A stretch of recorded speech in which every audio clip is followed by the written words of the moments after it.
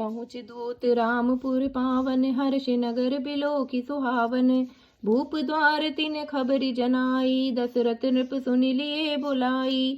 जनक जी के दूत श्री रामचंद्र जी की पवित्र पुरी अयोध्या में पहुंचे। सुंदर नगर देखकर वे हर्षित हुए। राजद्वार पर जाकर उन्होंने खबर भेजी। राजा दशरथ जी ने सुनकर उन्हें बुला लिया।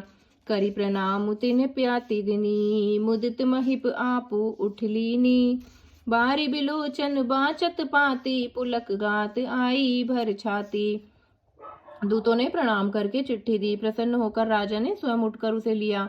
चिट्ठी पांचते समय उनके नेत्रों में जल, प्रेम और आनंद के आंसू छा गए। शरीर पुलकित हो गया और छाती भर आई। राम लखन उर कर पर चिट्ठी, रही गह कहन न खाटी मीठी। पुनि धरि धीर पत्रिका बाची, हर्षि सभा बात सुनी साची। हृदय में राम और लक्ष्मण है, हाथ में सुंदर चिट्ठी है। राजा उसे हाथ में लिए ही रह गए। खट्टी मीठी कुछ भी कह ना सके। फिर धीरज धरकर उन्होंने पत्रिका पढ़ी। सारी सभा साची बात सुनकर हर्षित हो गई। खेलत रहे तहाँ सुधी पाई, आए भरत सहित हित भाई। पूछते अति स्नेह सकुचाई, तात कहाँ ते पाती आई।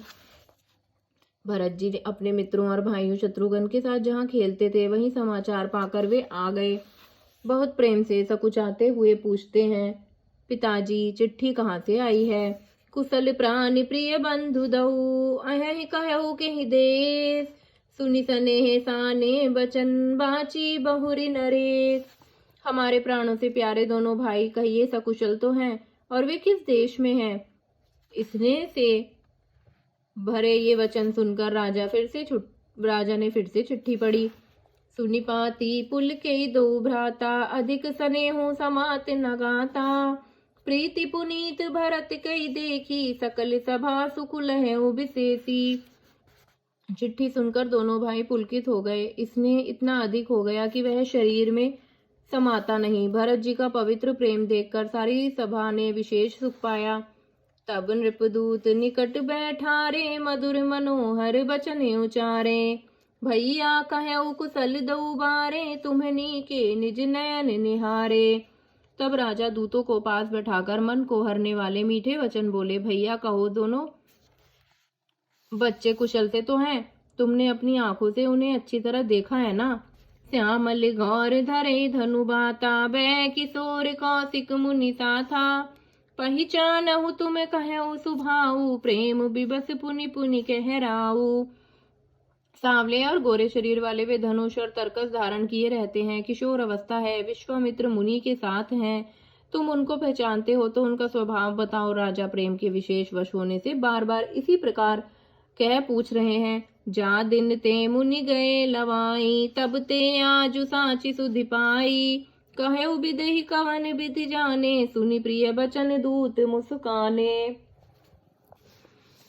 भैया जिस दिन से मुनि उन्हें लिवा ले गए हैं, तब से आज ही हमने सच्ची खबर पाई है। कहो तो महाराज जनक ने कि उन्हें कैसे पहचाना। ये प्रिय प्रेम भरे वचन सुनकर दूत मुस्कुराए। सुनहु महापति मुकुट मणि, तुम सम धन्य न को। राम लखन जिनके तने, विश्व विभूषण दो। दूतों ने कहा, हे राजाओं के मुकुटमणि, सुनिए, आपके समान धन्य और कोई नहीं है, जिनके राम लक्ष्मण जैसे पुत्र हैं, जो दोनों विश्व के विभूषण हैं। पूछन जो गुण तने तुम्हारे, पुरुष सिंध तिहु पुर उजियारे। जिनके जस प्रताप के आगे, शशि मलिन रवि तल लागे। आपके पुत्र पूछने योग्य नहीं है। वे पुरुष सिंह तीनों लोकों के प्रकाश स्वरूप हैं, जिसके यश के आगे चंद्रमा मलिन और प्रताप के आगे सूरज शीतल लगता है। तिनके कहे नाथ की मिचीने, देखहु रवि की दीप कर लीने। सिय स्वयंवर भूप अनेका, समिटे सुभट एक ते एका। हे नाथ, उनके लिए आप कहते हैं कि उन्हें कैसे पहचाना। क्या सूर्य को हाथों में दीपक लेकर देखा जाता है। सीता जी के स्वयंवर में अनेकों राजा और एक से एक बढ़कर योद्धा एकत्रित हुए थे। शंभु सरासन काहू नटारा, हारे सकल वीर बरियारा। तिनि लोक में जय भटमानी, सबके सकति शंभु धनु भानी। परंतु शिव जी के धनुष को कोई भी नहीं हटा सका। सारे बलवान वीर हार गए। तीनों लोकों में जो वीरता के अभिमानी थे, शिव जी के धनुष ने सबकी शक्ति तोड़ दी। सकई उठाई सरासुर मेरु, सोए ही हारी गयो फिर फेरू। जो ही कौतुक शिव सैलु उठावा, सोई ते ही सभा पराभव पावा।